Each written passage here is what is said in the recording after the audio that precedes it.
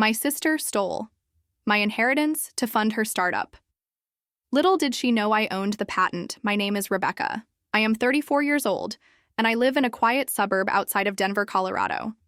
This is the story of how my own sister tried to destroy my life by stealing everything our father left me, only to discover that sometimes karma has a twisted sense of humor and an even better memory than she thought.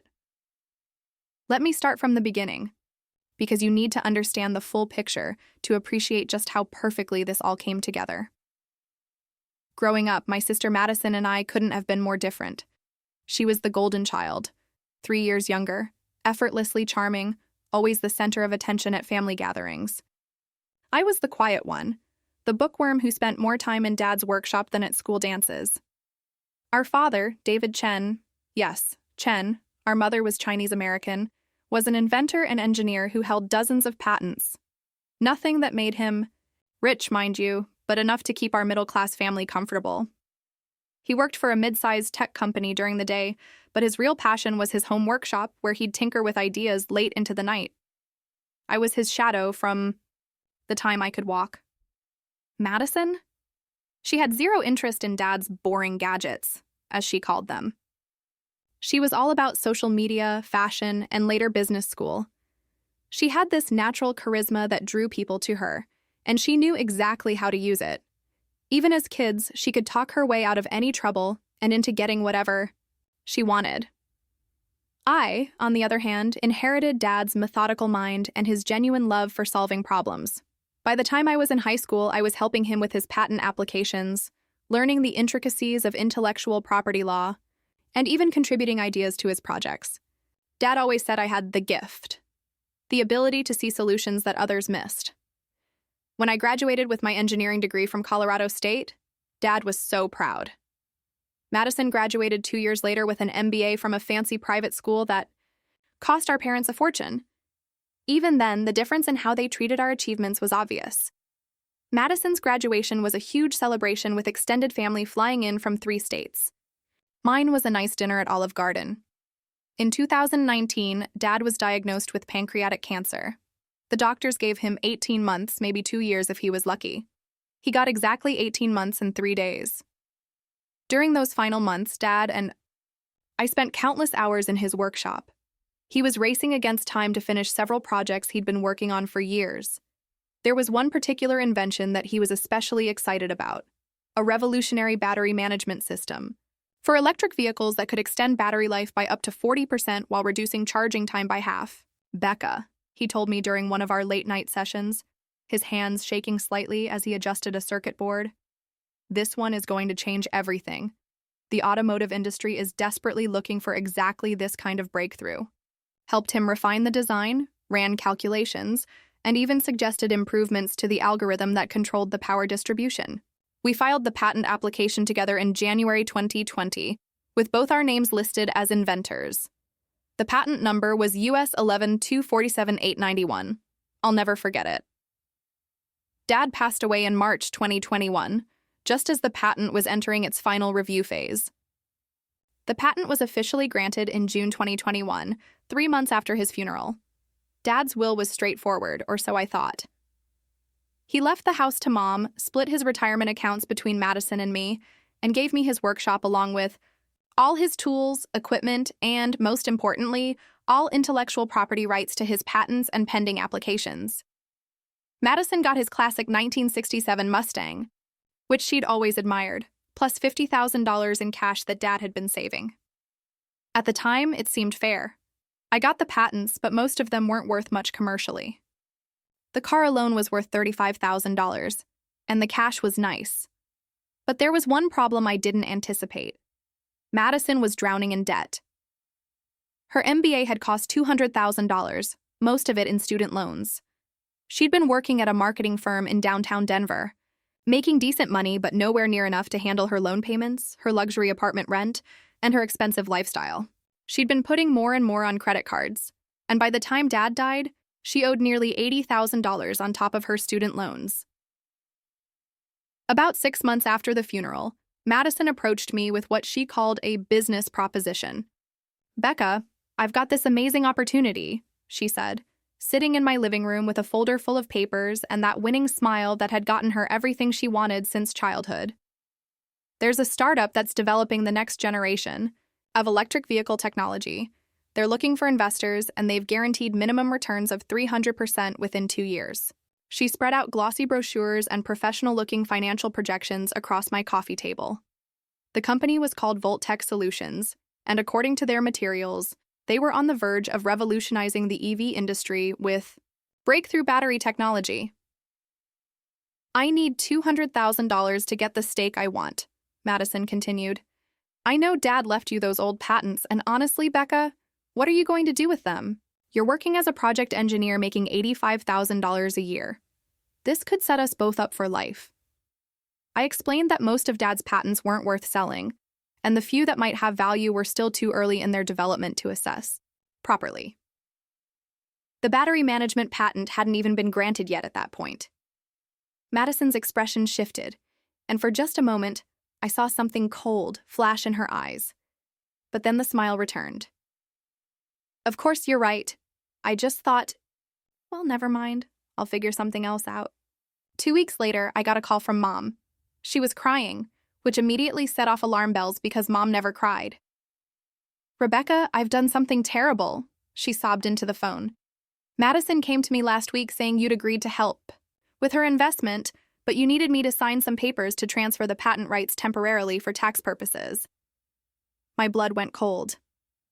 Mom, what papers did you sign? She had this lawyer with her, a very professional young man. He explained that because the patents were part of your inheritance, and there were some complex tax implications, they needed to transfer them to Madison's LLC temporarily, and then she'd transfer the money to your account after the investment. Deal went through. I felt sick. Mom, I never agreed to any investment deal. The silence on the other end of the phone stretched for what felt like hours. Finally, Mom whispered, Oh God, what have I done? Here's what Madison had done. She'd researched the legal requirements for transferring inherited intellectual property in Colorado.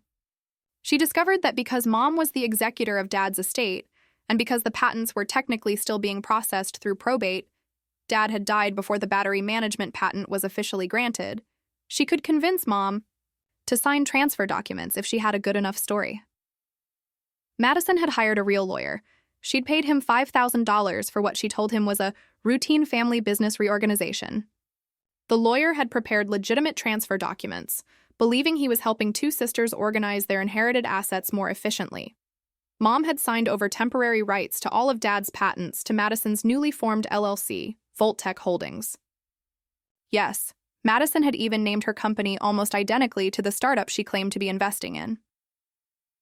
Within 48 hours of getting those transfer documents, Madison had sold the rights to Dad's battery management patent to a shell company for exactly $350,000. The shell company immediately sold those rights to Tesla for $2.8 million. Madison had gotten her startup funding, all right. She'd stolen my inheritance and sold my father's life's work to fund her own venture. It took me 3 weeks to unravel the full scope of what she'd done. I hired my own lawyer, Patricia Hendricks, who specialized in intellectual property fraud. The news got worse with every meeting. The problem, Patricia explained during our second consultation, is that the initial transfer documents your mother signed were technically legal. Madison didn't forge anything. She convinced your mother to sign over the rights voluntarily. But it was fraud, I protested. She lied about what the documents were for. Yes, but proving that in court will be difficult and expensive. Your mother would have to testify that Madison deliberately deceived her, and even then, Madison can claim it was a misunderstanding. These cases can drag on for years and cost hundreds of thousands in legal fees. I felt trapped. Madison had used our mother's trust and grief to steal everything Dad had worked for, and there seemed to be no legal recourse that wouldn't destroy our family and bankrupt me in the process. That's when Patricia mentioned something that would change everything. There is one interesting detail in the patent filing, she said, flipping through the paperwork. You're listed as a co-inventor on the battery management system patent. That means you have independent rights to the invention. That can't be transferred without your explicit consent. I stared at her. What does that mean exactly? It means that while Madison may have sold your father's rights to the patent, she couldn't sell yours. You still own 50% of the intellectual property, and more importantly, anyone using the technology needs licenses from all patent holders. A slow smile spread across my face. So Tesla is using technology that they don't have complete rights to? Exactly. And that, Rebecca, gives you some very interesting options.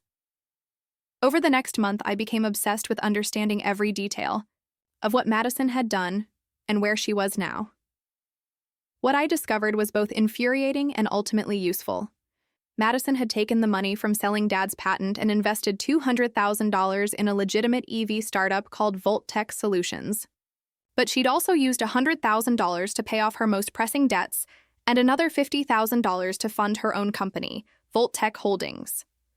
Her business plan was actually quite clever, I had to admit.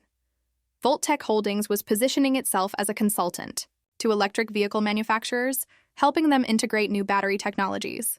Madison was using her MBA skills and natural charisma to win contracts, and according to her LinkedIn profile and company website, she was doing well.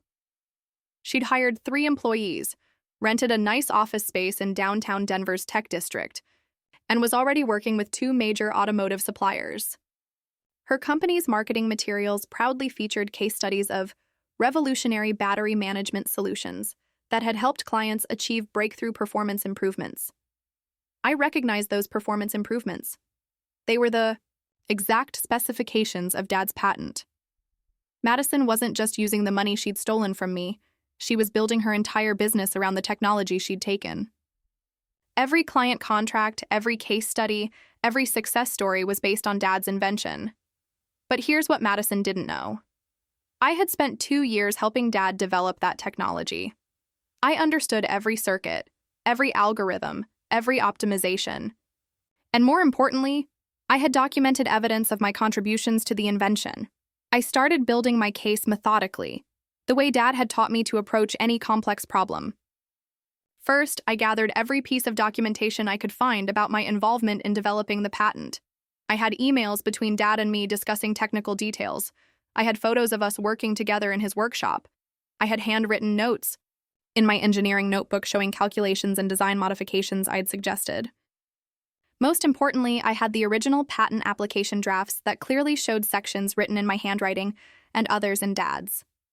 Next, I researched Tesla's implementation of the technology.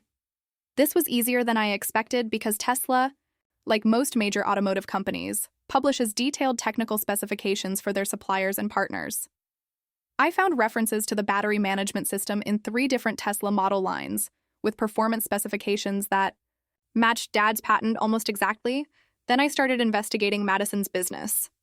This required more creativity. I created a fake identity as a representative of a mid-sized automotive parts manufacturer. I scheduled a consultation with Volt Tech Holdings to discuss potential integration of advanced battery management solutions for our electric vehicle components. Madison herself took the meeting, which was conducted via video call. For 45 minutes, I watched my sister present our father's invention as her company's proprietary technology. She walked through technical diagrams that I had helped create, explained algorithms that I had refined, and promised performance improvements that Dad and I had spent months perfecting. The most galling moment came when she said, "This breakthrough technology was developed by our team's lead engineer, who unfortunately prefers to remain anonymous for competitive reasons. But I can assure you that Volt Tech Holdings has exclusive rights to this innovation." I recorded the entire presentation. Armed with all this evidence, I went back to Patricia with a new plan. Instead of trying to prove that Madison had defrauded our mother, which would be difficult and expensive, I would assert my independent patent rights and demand licensing fees from everyone using the technology. "It's brilliant," Patricia said after reviewing my evidence. "You're not claiming that Madison stole anything from you directly. You're simply asserting rights that you've had all along as a co-inventor. Here's how patent law works. When multiple people are listed as inventors on a patent, each inventor has independent rights to the entire invention. That means I could license the technology to Tesla without Madison's permission, and Madison couldn't license it without mine. But there was an even better angle. Because Tesla was already using the technology, and because they'd obtained their license through a chain of ownership that didn't include my consent, their use of the patent could be considered infringement. I had leverage. I started with Tesla. Patricia sent a formal notice to their legal department, informing them that their use of patent US 11,247,991 constituted infringement because they had not obtained proper licensing from all patent holders. The response came within a week. Tesla's lawyers wanted to meet. The meeting took place at Patricia's office in downtown Denver. 2 Tesla attorneys flew in from California, along with a representative from their supplier partnerships division. Ms. Chen, the lead attorney said, "We were under the impression that we had obtained full rights to this patent through our acquisition agreement with the intermediary firm." "You obtained rights from one patent holder," Patricia replied smoothly. "My client is the other patent holder, and her rights were never transferred." The Tesla team looked uncomfortable. They'd paid $2.8 million for what they thought were complete patent rights, only to discover they'd bought half a patent. "What would it take to resolve this?" the second attorney asked. I spoke up for the first time in the meeting. "I want the same licensing fee you paid for the other half of the patent rights. $2.8 million. There was a long silence. Finally, the lead attorney said, "We'll need to discuss this with our team and get back to you." They got back to us 2 days later with a counteroffer $1.4 million for a full license to my portion of the patent, plus acknowledgement of my co-inventor status in all future documentation. I accepted. With $1.4 million in my bank account and official recognition as the co-inventor of the technology, I was ready for Phase 2.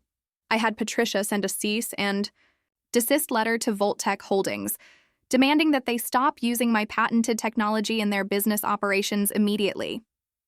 Madison called me within hours of receiving the letter. She was furious. "What the hell do you think you're doing, Rebecca?" "I'm protecting my intellectual property rights," I said calmly. "The same rights I've had since Dad and I filed that patent application together." "You can't do this. I bought those patent rights fair and square." "You bought Dad's rights. You never bought mine because they were never for sale." I could hear Madison breathing heavily on the other end of the phone. "This is going to destroy my business. Then you should have thought of that before you stole my inheritance." Madison tried a different approach. "Look, we're family. We can work this out. What do you want?" "I want you to pay me licensing fees for every contract you've signed using my technology, retroactive to when you started your company. I also want 50% of any future revenue generated using my patent." "That's insane! That would bankrupt me." "Then I guess you'll need to find a new business model." Madison hung up on me. 3 days later, Madison's lawyer called Patricia. They wanted to negotiate. The meeting was held at a neutral location, a conference room at a downtown Denver hotel. Madison showed up with 2 lawyers and an accountant. I brought Patricia and a forensic accountant I'd hired to analyze Voltech Holdings' financials. Madison looked terrible. She'd clearly been losing sleep, and her usual polished appearance was replaced by stress and desperation. "Let's cut to the buy. Chase," her lead attorney said, "my client is willing to pay a reasonable licensing fee for past use of the technology and negotiate terms for future use." My forensic accountant had done excellent work. Voltech Holdings had generated $1.2 million in revenue over the past 18 months, and their contracts for the next year were projected to bring in another $800,000. All of this was directly tied to the battery management technology. "Here's what I want," I said, sliding a document across the table. $600,000 for retroactive licensing fees. That's 50% of your past revenue. Going forward, you pay me 25% of any revenue generated using my technology. Madison's accountant whispered urgently in her ear. Finally, Madison spoke. "I don't have $600,000 in cash." "Then we have a problem," I replied. That's when Madison made the mistake that sealed her fate. "Fine," she said, her voice shaking with anger. "I'll liquidate my investment in Voltech Solutions. That'll give me the money." I smiled. "I'm afraid you can't do that." "What do you mean I can't do that? It's my money." I pulled out another document and slid it across the table. Voltech Solutions is using my patented technology in their products. They need a license from me, and they don't have one. The room went completely silent. Madison's lawyer was the first to speak. "You're saying the startup she invested in is also infringing on your patent?" That's exactly what I'm saying. In fact, I sent them a cease and desist letter yesterday. Here's what I had discovered during my investigation into Madison's activities. Voltech Solutions, the startup she'd invested in, had built their entire business around battery management technology that was suspiciously similar to Dad's patent. When I dug deeper, I found out why. The founder of Voltech Solutions was Dr. Michael Robertson, who had worked at the same tech company as Dad 15 years earlier. Dr. Robertson had left the company in 2018 to start his own venture, and he'd been struggling to develop breakthrough battery technology. When Madison approached Voltech Solutions with her investment offer, she'd also shared technical details about the revolutionary battery management system that her company had access to. Dr. Robertson recognized the technology immediately. It was far more advanced than anything his team had developed. Madison had essentially provided Voltech Solutions with stolen intellectual property as part of her investment deal. They'd incorporated Dad's technology into their products, and Madison's investment had helped fund that development. Now I had leverage over both of Madison's major financial assets, her own company and her investment in the startup. Over the next week, everything fell apart for Madison with stunning speed. Voltech Solutions lawyers contacted me directly, wanting to negotiate a license deal. They were facing the possibility of having to completely redesign their products if they couldn't use the battery management technology. Dr. Robertson was furious when he discovered that Madison had provided them with technology that she didn't have the right to share. Madison was facing lawsuits from multiple directions. Voltech Solutions was suing her for misrepresentation and breach of fiduciary duty. Her own clients were threatening to cancel contracts if she couldn't guarantee continued access to the battery management technology. But the final blow came from an unexpected source, the IRS. When Madison had sold Dad's patent rights for $350,000, she treated it as a normal business transaction and paid capital gains tax on the sale. But because she'd obtained those rights through what was essentially fraud, the IRS classified the entire transaction as income, not capital gains. Madison owed an additional $85,000 in taxes, plus penalties and interest. She was completely trapped. Madison called me directly, bypassing the lawyers. "Rebecca, please, you've made your point. I'm sorry for what I did. I was desperate and I made terrible decisions. But you're destroying my life." I felt a moment of sympathy for her. She was my sister, after all. But then I thought about Dad, and how proud he'd been of that patent, and how he'd trusted Madison, enough to let Mom handle his estate. "Madison, you didn't just steal money from me. You stole Dad's legacy. You took something we built together and used it to enrich yourself while leaving me with nothing." I know. But what do you want me to do? I can't undo what I did." "Actually, you can. I had Patricia draft a comprehensive settlement agreement. Madison would transfer ownership of Voltech Holdings to me, along with all existing contracts and assets. She would liquidate her investment in Voltech Solutions and pay me the proceeds. She would also sign a public statement acknowledging that the battery management technology was invented by our father and me, not by her company. In exchange, I would allow her to work for Voltech Holdings as a paid employee. Essentially, she could keep her job, but not her company. Madison signed the agreement. 6 months later, I'm running a successful consulting firm that specializes in advanced battery technology for electric vehicles. The business that Madison built using stolen technology is now legitimately mine, and it's growing rapidly. I've hired 2 additional engineers, and we're working on several new patents based on improvements to Dad's original design. Tesla has become a major client, and we've signed licensing deals with 3 other automotive manufacturers. Madison works for me as a marketing consultant. It's awkward sometimes, but she's actually quite good at her job when she's not committing fraud. She's slowly paying off her debts and seems to have learned something from the experience. Mom was devastated when she learned the full extent of what had happened. She's seen a therapist to deal with the guilt of having been manipulated into signing those transfer documents. She's proud of how I handled the situation, though she wishes it hadn't been necessary. The most satisfying moment came 3 months ago, when I received a letter from the Tesla team I'd negotiated with.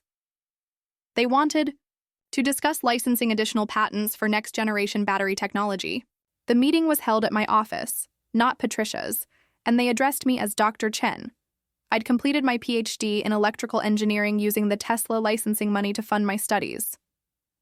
As I sat in that conference room, explaining technical details of innovations I'd developed based on Dad's work, I could almost feel him there with me. This was what he'd always dreamed of, his daughter carrying on his legacy, building on his foundations, and creating something even better. Madison tried to destroy that legacy for her own profit. Instead, she ended up ensuring that Dad's work would live on in ways he never could have imagined. Sometimes karma doesn't just catch up with you, it laps you on the track. And that, everyone, is my story. It was a wild ride, but I wouldn't change how it ended. What would you have done if you were in my shoes? I'm really curious to know, so tell me down in the comments below. Have you ever experienced anything remotely similar or had a moment where you just knew you had to take a stand? I'd love to read your experiences if you're comfortable sharing.